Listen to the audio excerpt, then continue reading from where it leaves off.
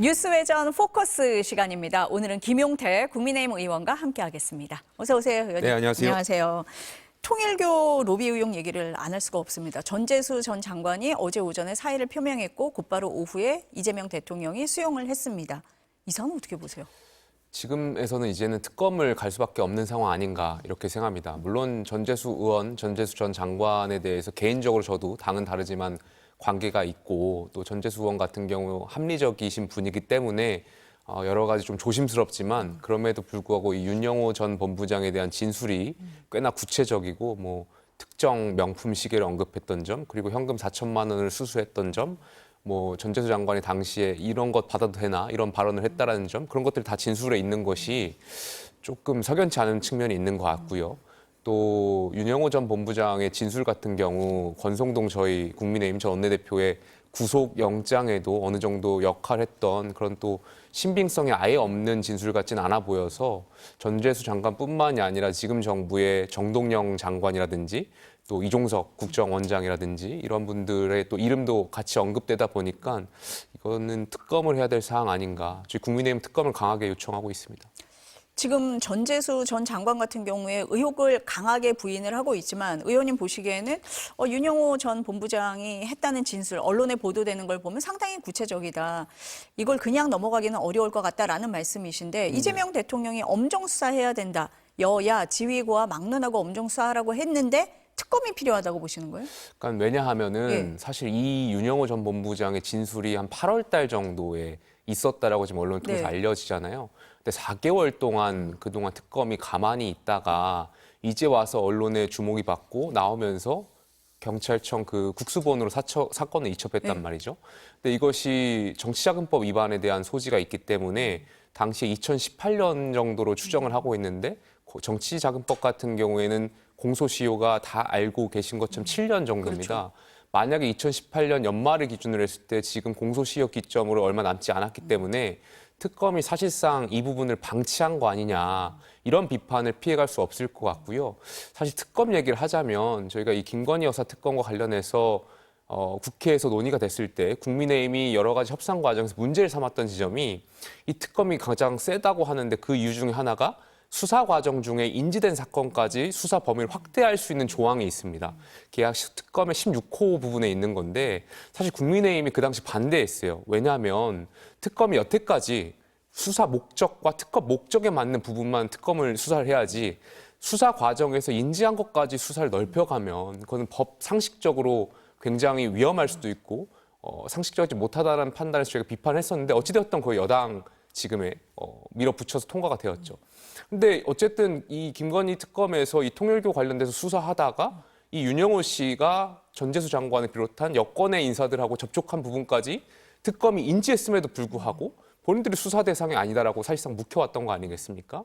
이런 인지 수사까지도 할 수 있게 되어 있는데 오히려 수사 대상이 아니라고 여당 측, 여권 측을 봐줬다라는 비판을 특검은 피해갈 수 없을 것 같고요. 그렇기 때문에 지금에서라도 좀 공정한 새로운 야당이 추천한 특검이 이른바 이 사건과 관련해서 좀 수사를 정밀하게 해야 될 필요가 있지 않나 생각이 듭니다. 지금 말씀하신 민중기 특검이 어제 이거 편파 수사 아니다. 수사팀에서도 이거는 수사 대상이 아니라고 했고 이견이 없었다라고 얘기를 하지만 의원님도 그렇고 국민의힘에서 보기에는 무슨 소리냐 봐주게 하려고 한 거지 이렇게 보신다는 거예요? 그렇습니다. 실제로 뭐 저희 법사위원들 말씀에 따르면 실제로 수사 과정에서 몇몇 검사나 수사관들이 여권을 향한 통일교 의혹과 관련해서 수사해야 된다는 의견들이 있었는데 사실상 그것이 관철되지 못했다는 측면이 있고 조금 전에 말씀드렸던 것처럼 수사 과정에서 새롭게 알게 된 사건까지도 특검이 수사할 수 있음에도 불구하고 수사 대상이 아니라고 하면서 이것을 방치해 왔던 것은 그동안 공소시효를 좀 이렇게 줄이기 위한 그런 의도 아니었나. 야당 입장에서는 당연히 그런 의혹을 제기할 수 있는 것이고 특검의 좀 공정성이 흐려진 거 아닌가 생각이 듭니다. 또 이제 특검 같은 경우는 그럼에도 불구하고 수사 대상이 아니라고 이야기를 하는데 실제로 양평고속도로건 같은 경우 특검이 수사하다가 완전히 별건이었던 국토부의 뇌물 사건이라든지 당시에 경제지로 어떤 그 당시 관계자가 청탁을 했던 건이라든지 별건 수사도 이어가서 했던 경우가 있거든요. 그런 야권, 이른바 국민의힘이라든지 그런 관계자분들을 향한 수사 대상을 넓게 해석하면서 유독 여권의 통일교의 유착 관계에 대한 수사는 수사 대상을 좀 좁게 설정해서 수사하지 않고 방치했던 거 아니냐 이런 비판을 솔직하게 피해갈 수 없을 것 같고 많은 국민들이 좀 의혹을 보고 있는 거 아니겠습니까? 그래서 이 부분은 좀 야당 추천 몫으로 특검을 새롭게 하는 것이 맞지 않나 생각이 듭니다. 국민의힘에서는 그 전재수 전 장관 사의를 대통령실에서 바로 이제 수용을 했잖아요. 꼬리 자르기다라고 얘기를 하고 통일교 게이트다라고 얘기를 하잖아요. 어떤 측면에서 그렇게 보시는 겁니까? 아무래도 이제 전재수 장관 같은 경우는 국회의원이자 장관이고 또 이 사건을 수사해야 할 윤호중 장관 같은 경우에도 이제 국회의원이고 동시에 같은 국무위원이다 보니까 장관직을 유지한 상황에서 이것을 수사받기에는 현실적으로 어려움이 있을 것 같고요. 그렇기 때문에 당연히 저는 장관직을 사퇴하고 수사를 받는 것이 맞다라고 생각이 듭니다.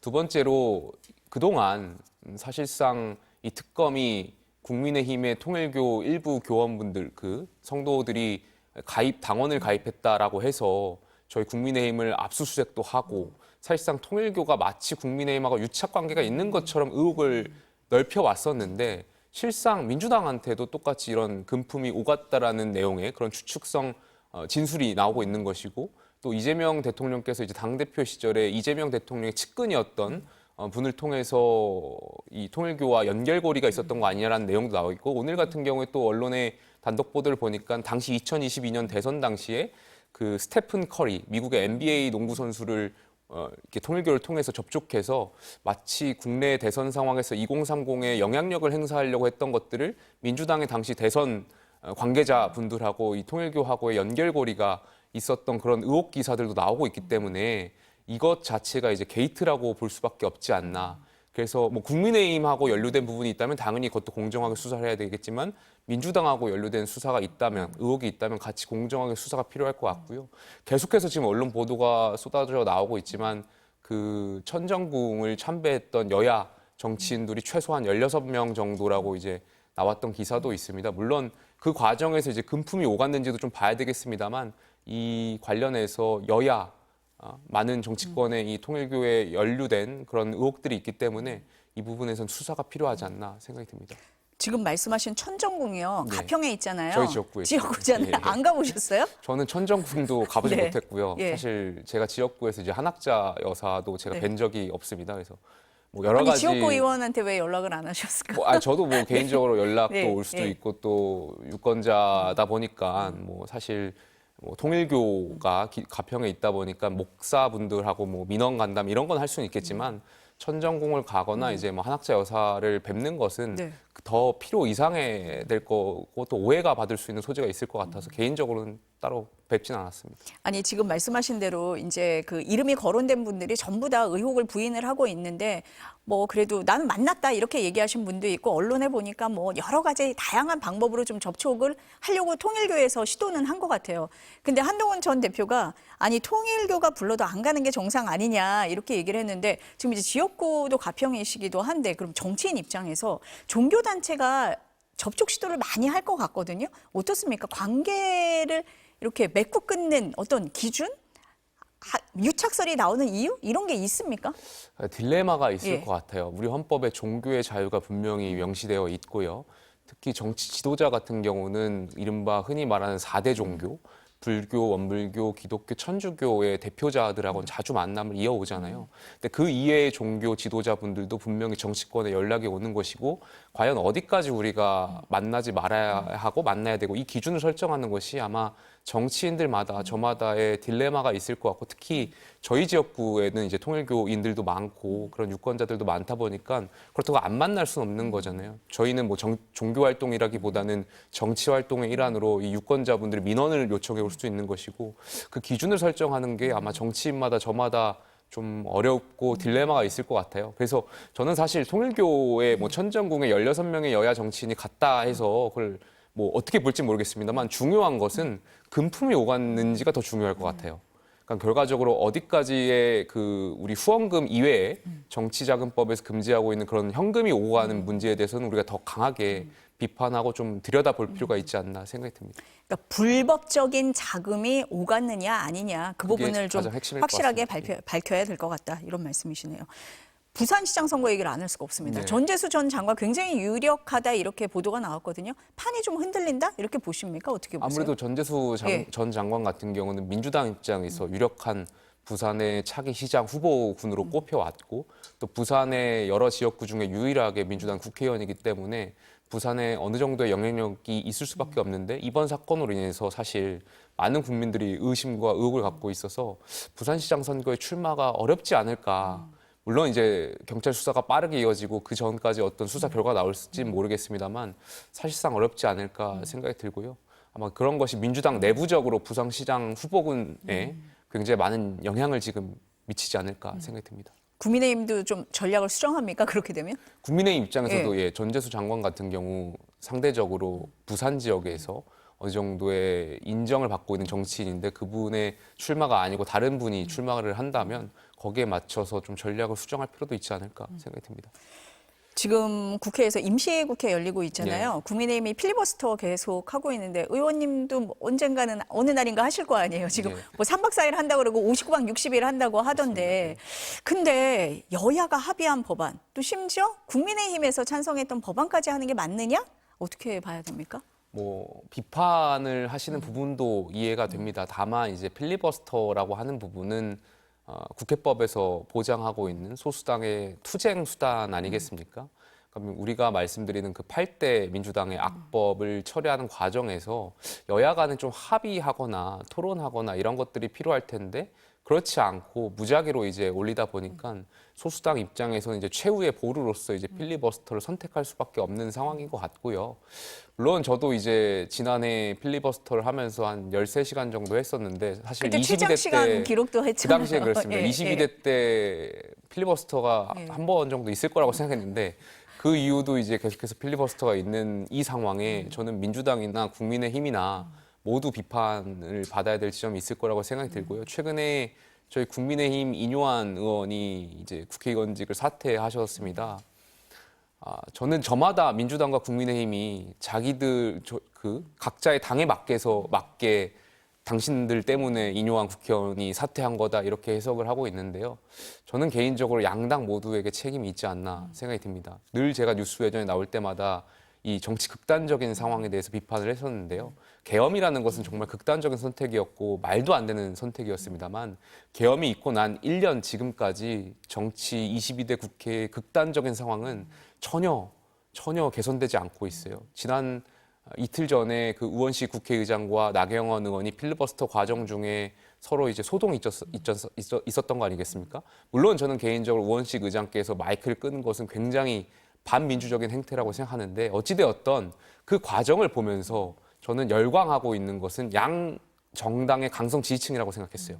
민주당의 강성 지지층은 우원식 의장한테 박수치고 있고요. 국민의힘의 강성 지지층은 나경원 의원한테 박수를 치고 있었어요.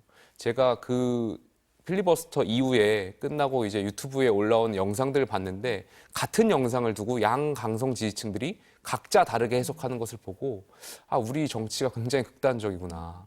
이것을 정말 깨부숴야 되는데 정치 지도자라고 함은 정말 국민을 바라보고 나가야 하는데 지금 아직도 우리 정치는 양당의 강성 지지층을 각자 보고 해석하고 움직이는 상황에 대해서 굉장히 안타깝고 그런 측면에서 아마 이뇨한 국회의원이 어떤 좌절감 이런 것을 느끼고 사퇴한 거 아닌가 생각이 들어요. 물론 이뇨한 국회의원 같은 경우는 윤석열 전 대통령하고도 가까웠지만 이른바 이제 언론에서 친윤이라는 이런 그런 별칭도 부여했었지만 제가 비대위원장 할 때요. 적어도 이뇨한 의원은 저한테 오셔서 계엄은 정말 잘못된 거다. 아무리 윤석열 전 대통령과 본인이 가까워도 계엄은 분명히 잘못된 것이고 제가 그 당시에 윤 전 대통령을 탈당을 권하고 저희가 5대 개혁을 말씀드리고 김건희 여사 건에 대해서 사과를 했었는데 이뇨한 의원이 당신이 가는 길이 맞다. 우리 당이 이렇게 가야 된다. 본인이 윤 전 대통령하고 가까운 친소 관계를 떠나서 이게 당을 위하고 국민 통합을 위한 정치로 가는 길이 맞다라고 굉장히 힘을 실어줬던 국회의원이셨습니다. 근데 지난 6개월 동안 우리 정치 상황이 나아지는 것이 없던 것을 목도하고 아마 이뇨한 의원 본인 스스로는 굉장히 좌절감을 느끼시지 않았을까. 그게 굉장히 안타깝게 생각합니다.